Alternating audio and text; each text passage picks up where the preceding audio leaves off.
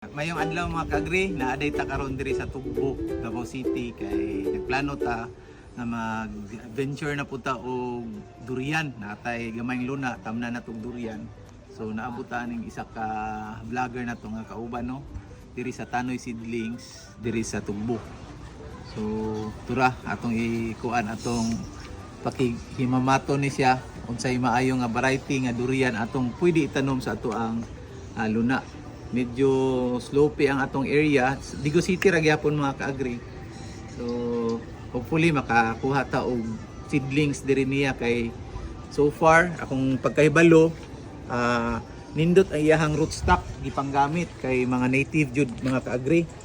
So naamang good kay mga mapalit usahay nga ang rootstock gipanggamit dili na siya mga gikan sa native. Medyo dili siya sulti pa, dili mulungtad. Unlike sa native nga mga rootstocks, dugay jud siya patyon ang punuan. So hopefully maservan ta, nagdahom ta nga natay makuha karon nga bulana pero naunhan data mga kaagri na wala mong siya reservation diri sa makauna lang. So mao ni iyang nursery diri, medyo pasulod siya gikan sa highway pero dali lang siya tultulon ang iyahang area diri. Kani mo sangking ni siya mga kaagri. So iya pa ni siyang dikit pa ni, no? I-graft pa ni siya para magdikit. Triple rootstock ni siya.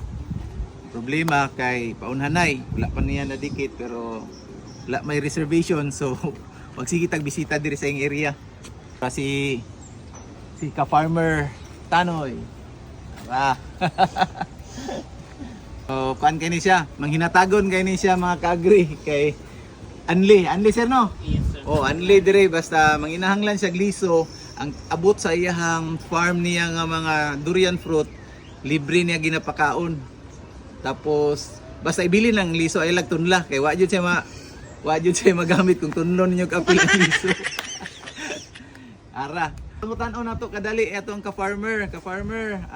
Unsay variety ang kusog mahalin nimo dire karon so far sa durian? Kuyat, yes, sir. Puyat. Mo nang golden puyat no? Yes. Okay, golden puyat ang kusog kay nga variety. Unsa man po'y bulana, pwede ta kapalit kay so far karon purot naman.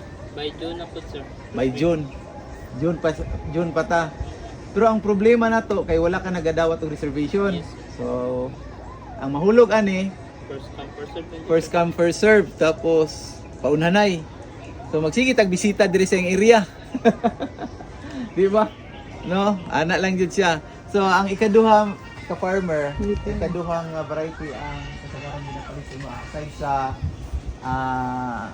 unsa ni siya golden puyat unsa man po D101, sir. D101. Pero so far kanang golden puyat og D101 mao ba na ang halinon sa mga ginakumpra diri karon sa mga komprador kana bitong naay mga nagakumpra dinaghan Yes, sir. kuan la export nila mo na siya no nga mga variety. Yes, sir. Ang katong mga uban tiyan ni unsa pa tong mga muntong mga ransilyo naa pa bato karon? Naa ba man, sir? Assorted naman, sir. Wala na siguro nagasumpay na. Pero daghan siguro ko pero dito ko sumpay. Kay dili kay siya parehas sa golden puyat kahalinon. So mo to siya mga kaagri sa inyong nadungog kung ganahan mo mag venture mo no, mag sugod mong durian orchard, pwede jud mo makabisita diri kay ka-farmer Tanoy.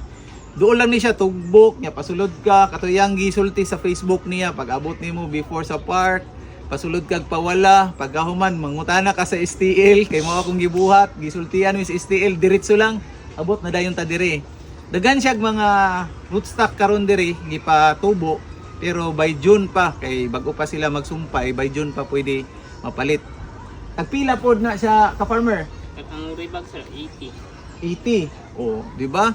80. So dako kitag ma-save kung makapalit ta diri sa iyaha. Ang problema kay daghan jud nagakuha sa iya kay ang uban pod baligya pod nila, ginakumpra tapos ginapagrow gamay, ginabaligya. So mahal na siya, tag 250, 350 na maabot. Di ba, ka-farmer no? So kana siya kung makabisita mo diri, kabangan nato, naghan kay ni siya og kuan, daghan kay ni siya mga tanom na diri, napa siya mga avocado. O tapos pwede ninyo siyang i-follow mga kaagri, no? Seedling. Tanoy Seedlings. Bibo kay ni siya sa iyahang kuan, sa iyahang page niya kung makita ninyo. Anli durian, wala lang yun may kaabot, ang naa diri tipasi. So, salamat kayo.